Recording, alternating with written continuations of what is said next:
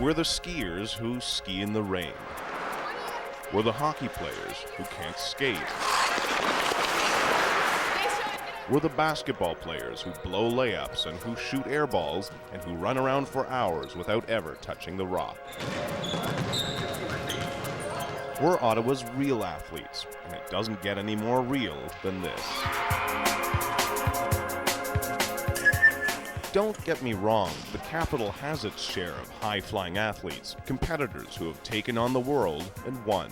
In comparison, most of us, let's face it, are the losers. We never made the high school team, and if we did, we never dreamt of the NFL or the NHL.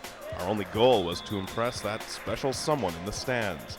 Even though we only participate once or twice a week, sports are still inextricably wound into the fabric of our lives. It keeps us healthy, and it keeps us sane. Leisure in our lives is something that we've sought since the time of the ancient Greeks.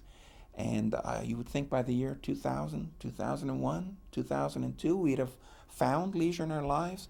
But for many of us, we have less of it now than we may have had in the past.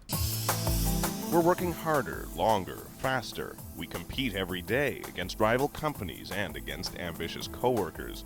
You could find relief on a couch, or you could compete in a different ring. It's often grueling, sometimes painful, but is there any better escape? Whether you're surrounded by teammates or finding comfort in the solitude that can only be found by pitting yourself against yourself. There isn't any better place in which to do this. Ottawa offers a taste of almost everything for almost everybody. Outdoors, there's downhill or cross-country or snowboarding, only 20 minutes from downtown. You can play soccer all year round. There are infinite ultimate frisbee teams. There's horseback riding at the Nepean Equestrian Centre, sailing out at the Britannia Yacht Club. Ottawa's internationally known not only for the world's longest skating rink, but also for its extensive network of bike and inline skating paths. Indoors, too, there's curling, boxing clubs, basketball leagues, baseball. The list is as long as your imagination. But near the top of that list is, of course, our national pastime, hockey. At one end of the spectrum, Ottawa native Steve Yzerman. Just another day, just another game-winning goal for Canada at the Olympics. At the other end of the hockey scale, playing at the Ottawa rink named after Yzerman, is Gary Wong. Forget about trying to score, this guy's just trying not to break the ice. At age 36, a hockey rookie, and he's getting used to growing snow on his back. You really have to skate well, then you'll do fine in hockey. But since I have neither, well, I'm struggling. He's not the only one struggling. That's why they're back in school, hockey school. Hockey is our way of life here in this country, so they say you might as well get better at it. 39-year-old Luke Reinhardt would be good enough to make the national team if he moved to Zimbabwe. My caliber is very so-so. He's trying hockey because he craves the camaraderie. And the beer's free. With thousands of Ottawa residents taking advantage of all the city has to offer, there's now an unprecedented amount of stress on the municipal recreation system. The problem we have in recreation is that through the course of the 1990s, the former municipalities didn't do very much.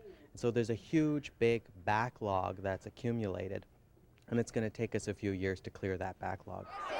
It costs millions of our tax dollars to keep us playing, and every year we're asked to shell out more in user fees.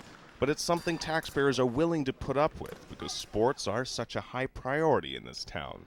General taxation, municipal programming, that these things ought to supply leisure activity to the greatest masses of people. Ottawa residents feel that access to sports and recreation is a right reserved for even the poorest member of the community. Take basketball, for example. Here in this league at the RA Centre, you get all types, from this nationally recognized financial expert to this lowly television reporter. But look closely and you'll notice most of these guys are middle-aged and white. It's expensive as leagues go, and not everyone can afford it.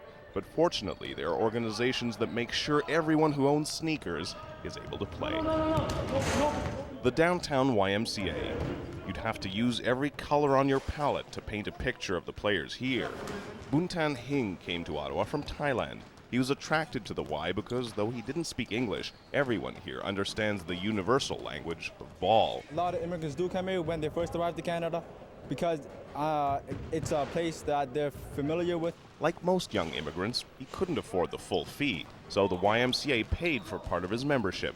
No one ever really knows who's sponsored and who isn't, so you could have even a single mom on welfare exercising next to the Governor General of Canada in the same fitness class. It's just another step in the democratization of sports. In the past, the only people who could participate in organized leisure were the rich. Now, things have changed. Ottawa affords all of its residents the opportunity to gather and play. Take Jorge Mejia. Around here, he's known simply as George. He doesn't get to touch the ball very much, but it doesn't really matter because that's not why he's here. I'm happy, yes. And I also, I get to know everybody here. A lot of people know me and I know them, young kids, now they are older. It's kind of exciting history, living day after day. How much longer are you going to keep coming out to play ball? Until I die. With so many passionate people in Ottawa and so many different sports being played, it's not surprising physiotherapist Terry Page has his hands full. We see everything. It's surprising what people hurt themselves with. Today, he's sticking pins into Peggy Henderson. She's a weekend warrior, 7 days a week. I seem to be a little accident prone. Is it worth all the pain? Oh, definitely, yeah. The pain and the humiliation are relegated to the sidelines. It's amazing how much fun you can have when the stakes are neither fame nor fortune, but satisfaction and fulfillment. So Gary will keep on falling until he can stand. Jorge will keep running until he gets the ball. And Peggy will keep skiing until she can't walk. For most of us, it comes down to this. If we can breathe, we can play. And we won't stop doing the one until we stop doing the other. Kim Brunhuber, CJOH News.